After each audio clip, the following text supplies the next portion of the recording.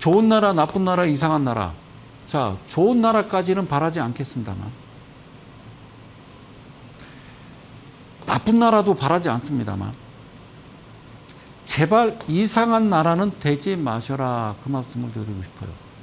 주식도 마찬가지예요. 이상한 주식이 이게 이상한 거예요. 그래서 잘 보세요.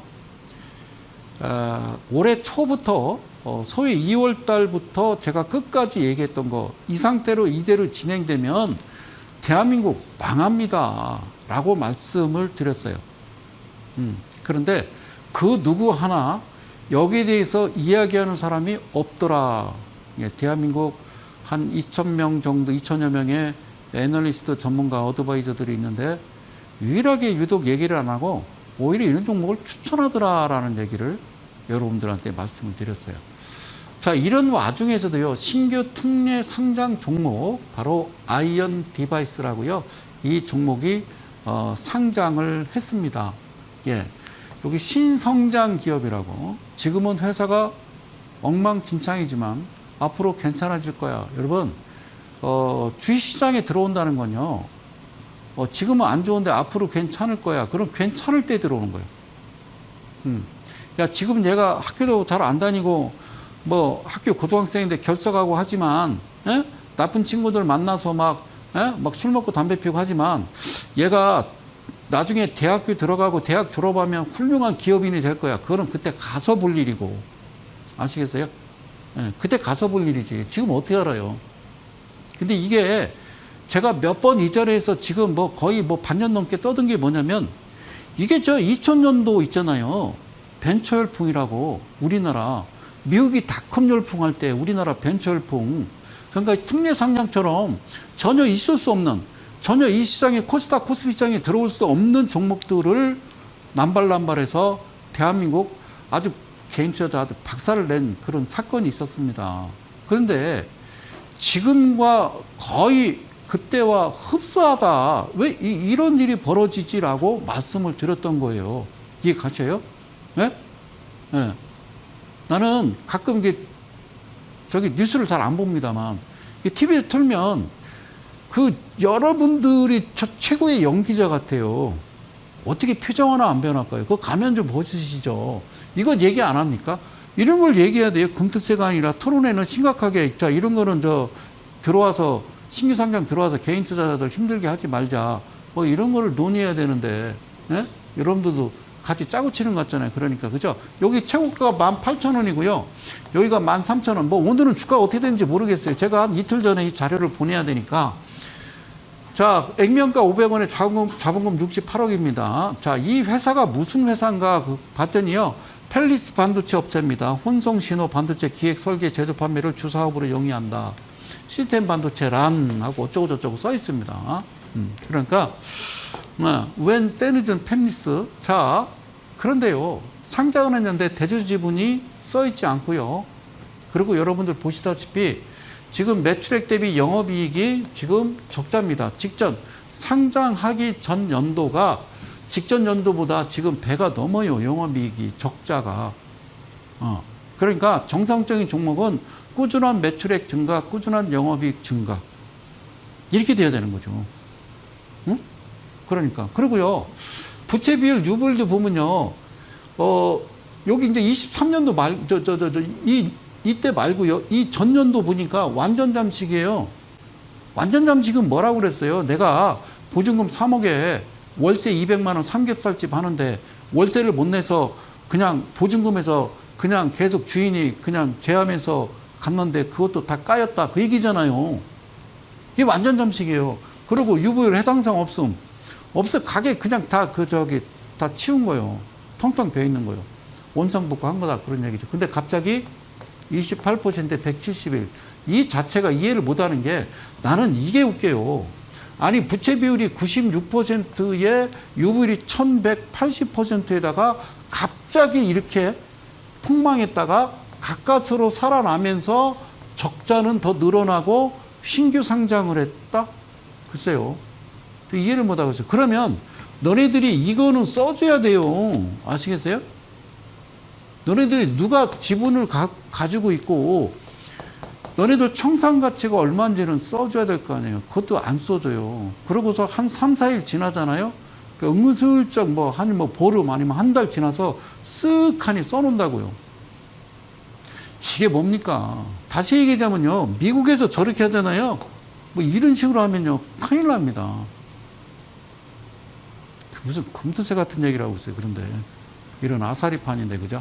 여기에 대해서 설명을 해보라니까요. 그래서 저는 신규 상장 종목은 해서는 안 된다. 언제까지? 2년까지. 2년 동안 신규 상장 종목은 건들면 안 돼요. 그걸 몇 번을 얘기했어요. 하지 마시라고. 그걸 추천하는 친구들은 누구냐고.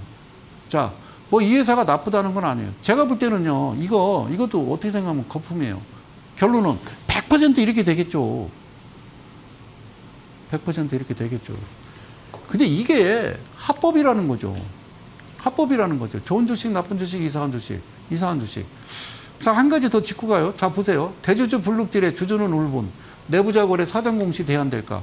자, 내부자 거래 사전 공시. 이거 여러분들이 아셔야 돼요. 주식 하시는데. 응? 그러니까, 대주주 블록딜. 그 대주주가 여러분들한테 이야기하지 않고요. 그냥 장 끝나고 그냥 통정 거래하는 거예요. 지분을 처분하는 겁니다. 그럼 주가가 폭락을 하겠죠. 그죠? 주가 폭락하는 거예요. 그래서, 7월 24일, 지난 7월 24일 시행된 게 있어요. 그게 뭐냐면, 내부자 거래 사전 공시제도라는 게 있어요. 그래서 내부자 거래 사전 공시제도는 코스피든 코스닥이든 상장사 임원이나 지분율 10% 이상인 주요 주주가 발행 주식수 1% 50억 원 이상을 거래할 때 가격, 수량, 기간을 최소 30일 전까지는 공시를 해야 된다라는 거죠. 이렇게 공시하면 어떻게 할까요? 개인 투자자들이 먼저 정리를 하겠죠, 그죠? 정리를 하겠죠. 공시해야 되는 그런 제도. 언제부터? 7월 24일부터 시행됐던 거예요. 그럼 그전에는 어떻게 했어요? 그전에는, 어떻게 했냐면 이 제도가 소유 상황 변동일 기준 5영업일 이내에 사후 공시. 그러니까 고점에서 쫙, 그냥 블록딜, 물량 또 넘겨버리고 주가 폭락하고 5일 딱 되는 날 공시했어. 미안해요. 팔았어요. 이거거든요. 그래서 사전 공시로 바뀐 거예요. 7월 24일. 알겠죠? 물론, 중요하죠. 개인 투자자 입장에서는. 중요한데, 그럼 어떤 일이 벌어지느냐? 여러분, 필요악이라는 게 있어요. 공매도가 됐던, 이런 게 됐던, 뭔가 룰을 바꿔버리면 시장이 뭐 좋지는 않겠죠. 그죠? 이해 가셨어요?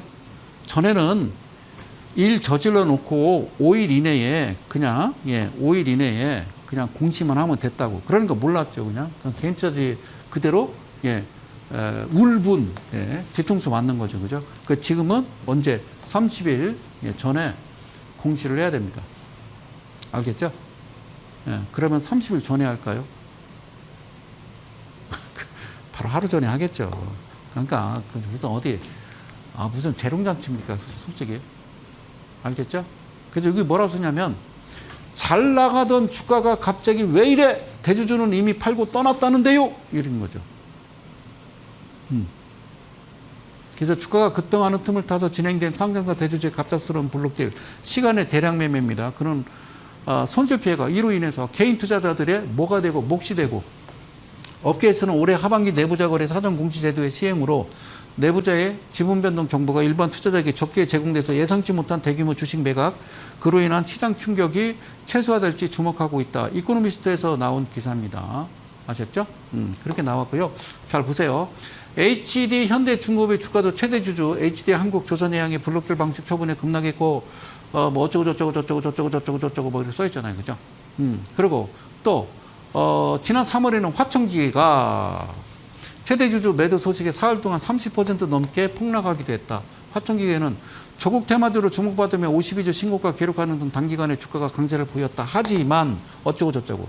그리고 그 외에 알테오젠, 엔캠, DS 단석, 마녀공장 많이 들어봤죠. 마녀공장 신규 상장 종목이었잖아요. 그죠? 등등등등등 블록딜. 여러분 이 시장 못 이겨요. 여러분들. 그러면 그냥 몇 종목 볼까? 이렇게 생겼잖아요. 어디서 팔았다고? 7월 달에 시행하기 전에 여기서 던졌다니까요. 지분을 넘겼다고요. 그럼 이렇게 빠져버립니다. 개인들 어떻게 합니까? 악소리 나죠? 악소리 안 납니까, 여러분들? 여기. 예. 9,700원에서 2,900원까지 돼버려요. 이걸 버팁니까, 여러분들이? 못 버텨요. 주식은요, 여러분, 주식은 위험자산이에요. 근데 위험자산은 말이에요. 이 돈의 속성과 흐름이라는 게 있어요. 돈의 속성이라는 거는 어차피 똑같은 위험자산인데 그나마 좀 리스크가 적은 쪽으로 돈이 몰리는 거예요. 그러면 미국 시장이 있고 한국 시장이 있어. 어차피 위험자산이야. 이거는 리스크가 있는 거예요. 주식이라는 거는. 그러면 그나마 리스크가 적은 쪽은 어디요? 여러분 8월 5일 날 블랙 먼데이 있었잖아요. 그거 S&P 500 지수 보세요. 이미 다 회복하고 직전 고점 또 뚫었습니다. 또 사상 최고가를 경신하는 중이에요. 다우지수하고. 우리나라는 이거 어떻게 하려고 합니까? 예? 인버서라고요?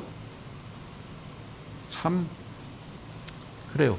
자, 얘는요. 얘도 똑같아요. 7월 달에 시행한 거니까. 그죠? 여기서 다 던진 거죠. 그죠? 얘도 지금 던진 거고. 이해 가셨어요? 여러분들은 안 된다고요.